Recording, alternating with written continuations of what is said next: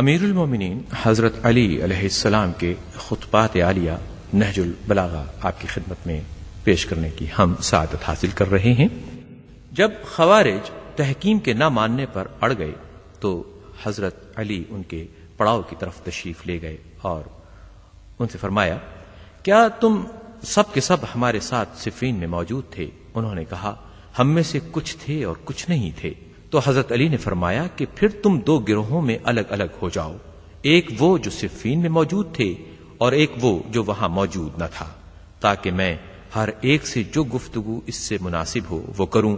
اور لوگوں سے پکار کر کہا کہ بس اب آپس میں بات چیت نہ کرو اور خاموشی سے میری بات سنو اور دل سے توجہ کرو، اور جس سے ہم گواہی طلب کریں وہ اپنے علم کے مطابق جوں کی توں گواہی دے۔ پھر حضرت علی علیہ السلام نے ایک طویل خطبہ ارشاد فرمایا۔ نہج البلاغہ کا خطبہ نمبر 120۔ حضرت علی اپنے اس خطبے میں ارشاد فرماتے ہیں، وہ ہمارے بھائی بن اور ہمارے ساتھ اسلام کی دعوت قبول کرنے والے ہیں، اب چاہتے ہیں کہ ہم جنگ سے ہاتھ اٹھا لیں، اور وہ اللہ سبحانہ کی کتاب پر سمجھوتے کے لیے ٹھہر گئے ہیں۔ صحیح رائے یہ ہے کہ ان کی بات مان لی جائے اور ان کی گلو خلاصی کی جائے۔ تو میں نے تم سے کہا تھا کہ اس چیز کے باہر ایمان اور اندر کینہ و عناد ہے، اس کی ابتدا شفقت و مہربانی اور نتیجہ ندامت و پشیمانی ہے، لہذا تم اپنے رویے پر ٹھہرے رہو اور اپنی راہ پر مضبوطی سے جمے رہو، اور جہاد کے لیے اپنے دانتوں کو بھینچ لو، اور اس چلانے والے کی طرف دھیان نہ دو کہ اگر اس کی آواز پر لبیک کہی گئی تو یہ گمراہ کرے گا، اور اگر اسے یوں ہی رہنے دیا جائے تو ذلیل ہو کر رہ جائے گا۔ لیکن جب تحکیم کی صورت انجام پا گئی تو میں تمہیں دیکھ رہا تھا کہ تم ہی اس پر رضامند تھے۔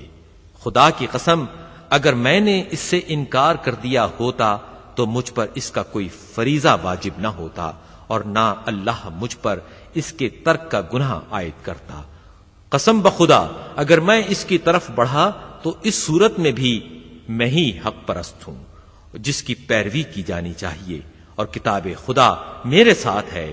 اور جب سے میرا اس کا ساتھ ہوا ہے میں اس سے الگ نہیں ہوا۔ ہم جنگوں میں رسول اکرم صلی اللہ علیہ وآلہ وسلم کے ساتھ تھے، اور قتل ہونے والے وہی تھے جو ایک دوسرے کے باپ، بیٹے، بھائی اور رشتہ دار تھے، لیکن ہر مصیبت اور سختی میں ہمارا ایمان بڑھتا تھا، اور حق کی پیروی اور دین کی اطاعت میں زیادتی ہوتی تھی، اور زخموں کی ٹیسوں پر صبر میں اضافہ ہوتا تھا۔ مگر اب ہم کو ان لوگوں سے کہ جو اسلام کی روح سے ہمارے بھائی کہلاتے ہیں جنگ کرنا پڑ گئی ہے، چونکہ ان کی وجہ سے اس میں گمراہی، کجی، شبہات، غلط سلط تعویلات داخل ہو گئے ہیں۔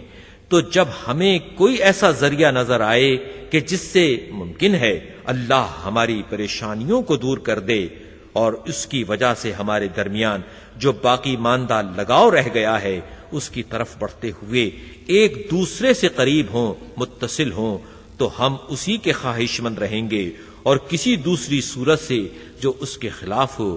ہاتھ روک لیں گے۔